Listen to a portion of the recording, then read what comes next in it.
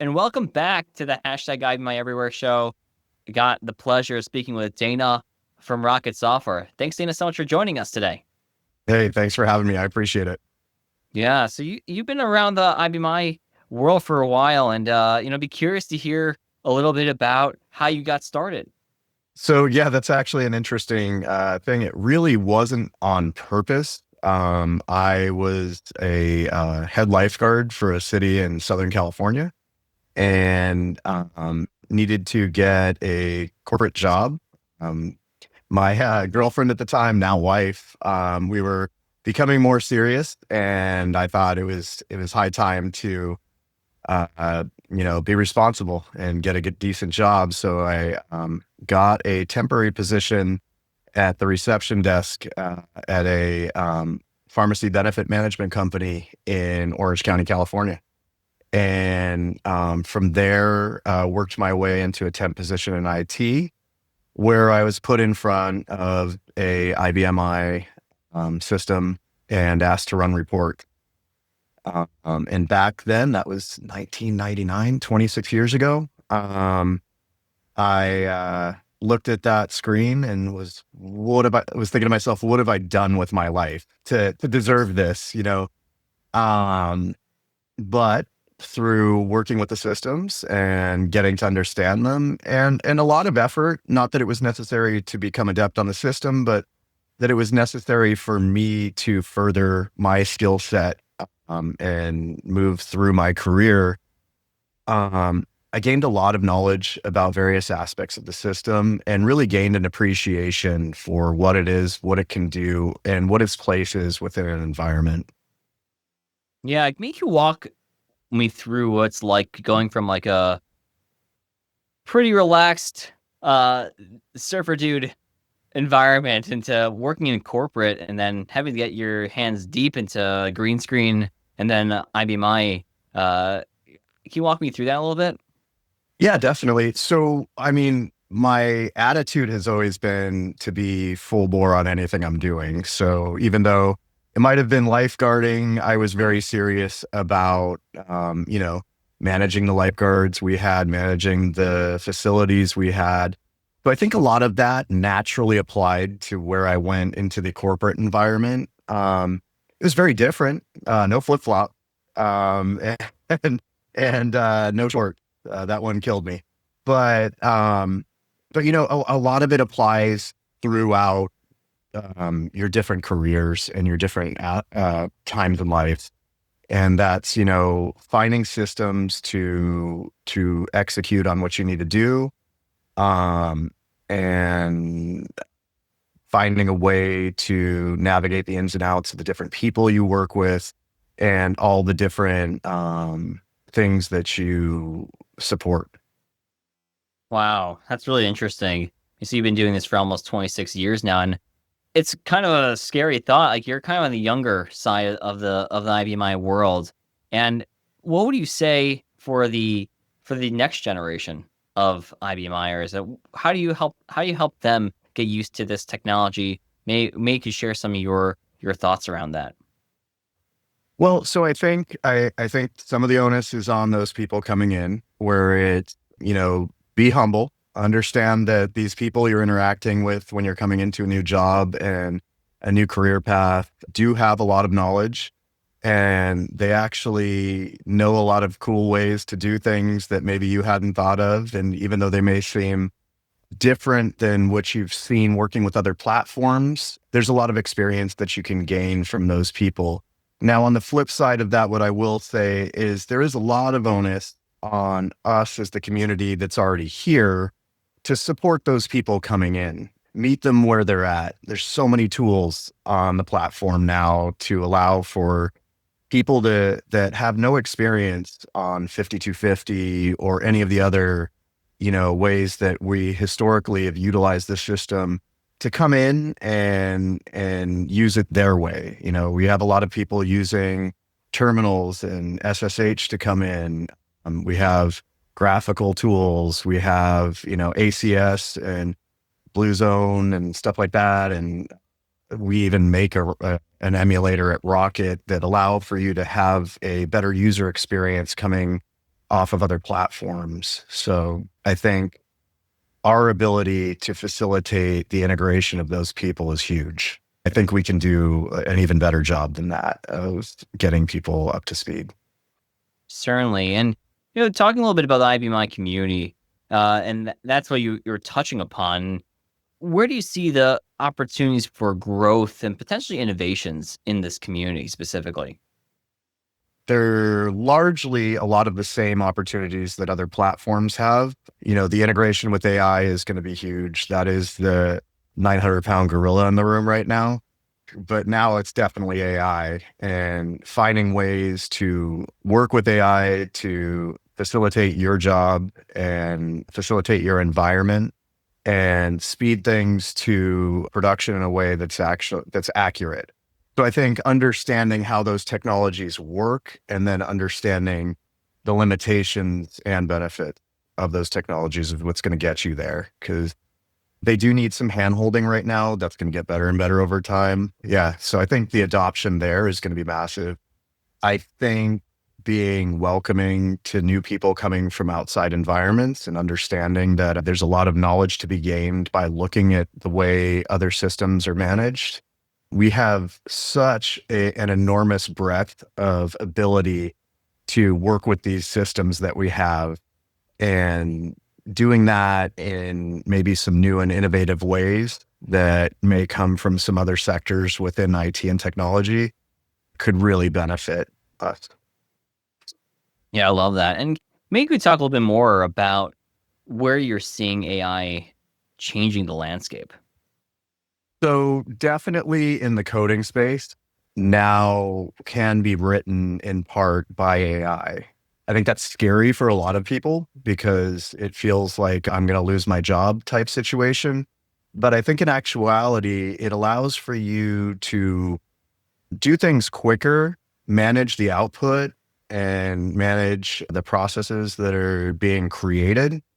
And we still need people to do a lot of the execution there. Your role at Rocket Software being on the more of like the back end of it, and managing the very large IBMI that we have here, and with all those LPARS, oh my god, like 200 LPARS or whatever that is. And where do you see the automation and AI components coming in to be able to manage these systems, especially at that size? Yeah, I think it's going to provide a lot of the glue between some of the processes that we're doing. Where it really shines and where it's beginning to be more and more adept to is at taking disparate processes and bringing them together. And, we have a lot of automation in certain areas, especially in our power environment and IBMI environment. I only see those becoming more cohesive over time. And, you can do a lot more things where things are predicated upon each other between systems, even disparate systems and platforms that aren't similar. I think there's a lot of opportunity to monitor these platforms and have kind of the holy grail of what we've always wanted, where you can automate tasks based on situations and provide for even better self-healing and better self-monitoring over time. Wow. And this is just curious for you, is that one of the has your perception of IBMI shifted over time, or are you still viewed as kind of like a green screen? Like, can you give me a little background about that? Well, I think there's, a huge amount of the Dunning-Kruger effect at the beginning of your career. But, as I came into it, it was that green screen machine that I guess is a database. And, over the course of a couple of years, you start realizing that ocean that's behind that interface is just massive. And, I've had people allude to over the course of my career, well, you don't know that aspect of the system. That seems odd. I thought you were, someone who really knew these systems. And it speaks to what they didn't know about how broad this computing platform is and what it can do. It can do virtually anything you want it to do. It's a tool. It's got its place and it's things that it does very, very well and is where it should be playing. But Yeah, I mean, as we always say, using the right tool for the job at hand. And Exactly. so, one question for you is that I like to think of this as that we are always selling in all positions that we're in, and when you're trying to sell IBMI to a company, and this is not selling or really just keeping it in place, what would you share with teams to better justify their environments? Well, that's a very valid question because every single company I've worked at, when new management came in, their immediate directive was to find a way off of I. That said, over time and going through the processes on that, I can't think of a company I've worked at that actually did that.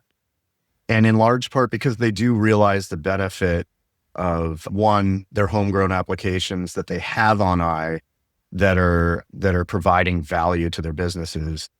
Two, realizing how much is done by the system that if you were to go off onto another platform, maybe something that you're going to have to hire more people or more tools to do in place of that system automation. A lot of the CPU memory allocation and things of that nature are taken care of by the system. So it's not, usually a thought process that you have to go through unless you have certain circumstances and certain factors that you need to mitigate.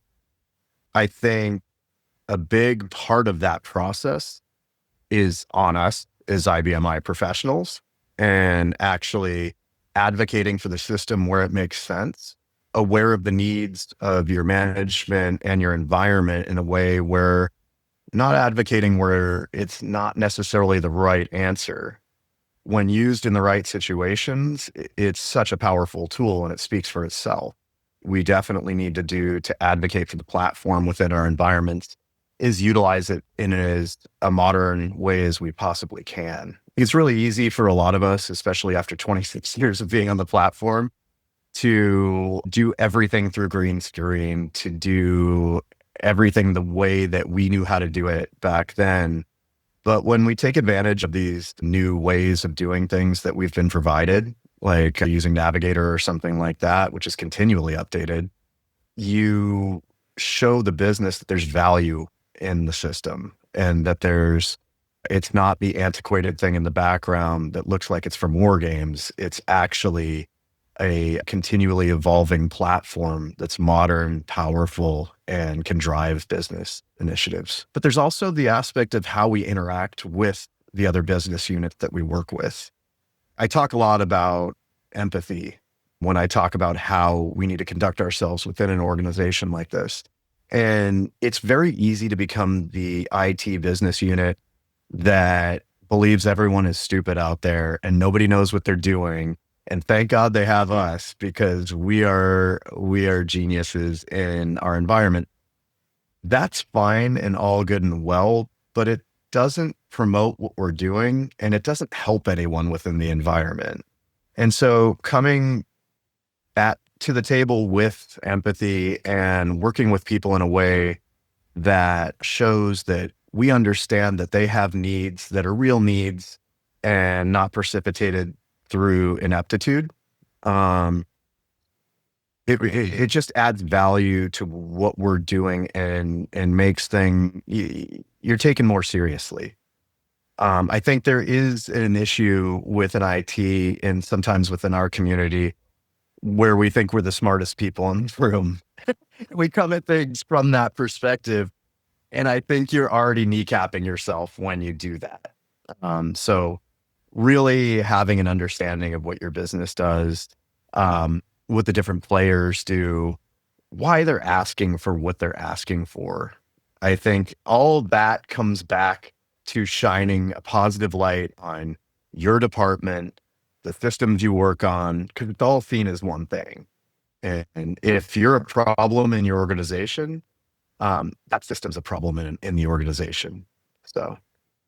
Yeah, that's very true. I think that a lot of times that it's hard to realize that, you know, it really boils down to the fact that we've been doing this for so long. We've been doing this exactly the same processes, and it's been working for so many years.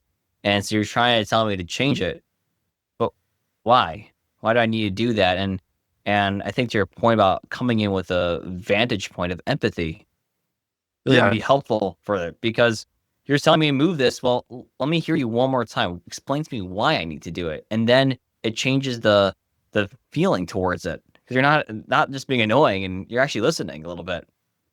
Yeah. I mean, these are you just said earlier, we're always selling, right? And that's even internally.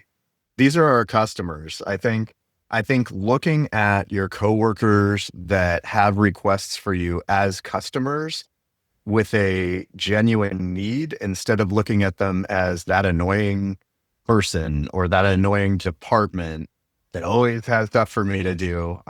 It just changes the whole mentality that you have.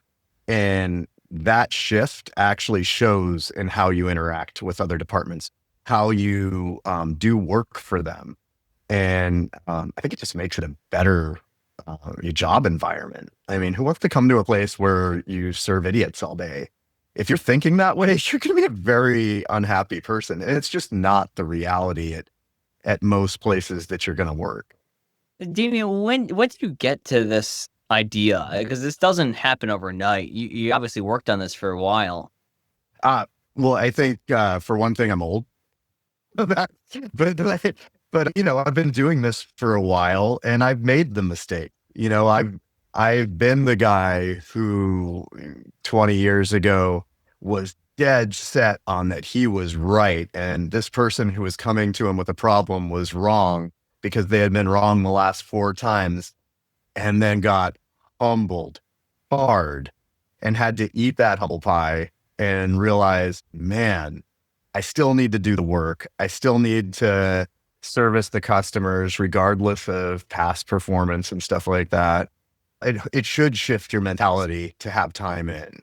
You should be more empathetic, more caring about what you do, more caring about the people you work with, and, kind of a cheerleader for them. Like, I want all the people around me to succeed.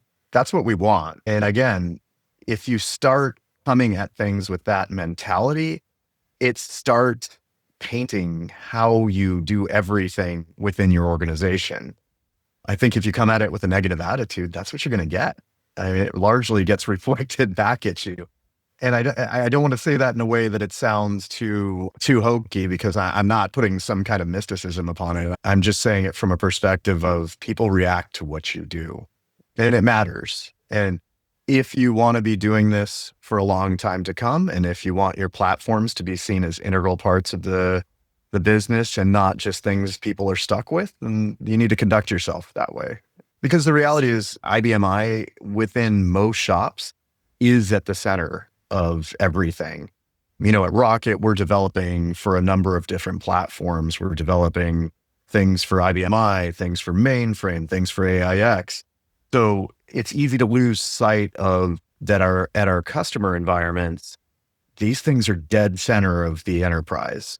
A lot of times they are tallying all the sales for a retail organization, or everything that's in a warehouse at a warehouse, and doing the back end for hospitals, for governments, for all kinds of entities.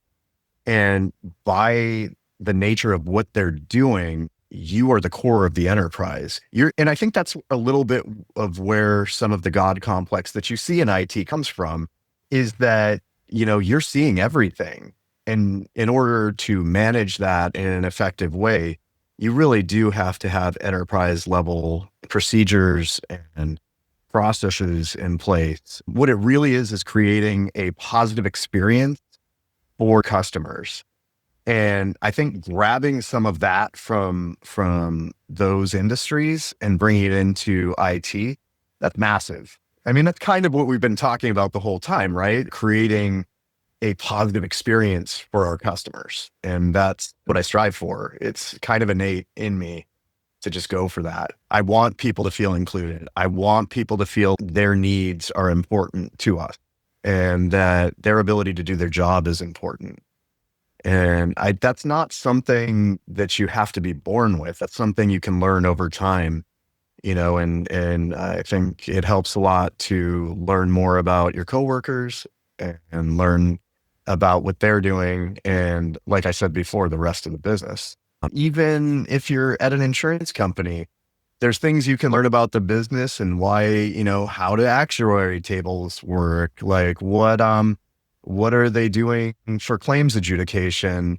Everybody's very interested to tell you what they're doing, and understanding the why for why they ask for what they ask for from you really makes the job easier and it actually helps you to to shuffle along what their requests and stuff in a way that they'd actually want them to be executed on. And let's talk a little bit about the next generation. I think we touched upon it a little bit before, but let's talk a little bit about how do you get this next generation excited about the platform? I think, so I used to do trainings. Actually, I have one coming up soon. And one of the first things I would always show is where is IBMI, in your day-to-day life, because it's everywhere and people don't understand that. It's at Costco, it's at Starbucks, you can run down the list of companies that are running on IBMI and to varying degrees. And it's a who's who of things you're interacting with every day. I think that, first of all, starts to get people excited. Oh, I'm working on something that matters. It's not just some weird machine in the corner that's doing crunching numbers or putting out reports or something like that. Um, and then, like we said before, meeting them where they're at. What experience do you have? Oh, you've worked on Unix. All right, let's bring an emulator running SSH, and you're going to feel pretty comfortable coming in like that because it's going to look like AIX, which looks a lot like Unix because it's a flavor of Unix. And they can hit the ground running. They're probably missing 70% of the system, but we can deal with that as things come and then slowly integrate them into the other portions that they may need to understand some of the things they're doing. Yeah, I think that's all that I have right now, Dana. You did really well. Thank you very much for joining. If you ever have any other questions or want to join the hashtag I My Everywhere show, feel free to reach out to me. Thanks so much, Thank you Dana. very much.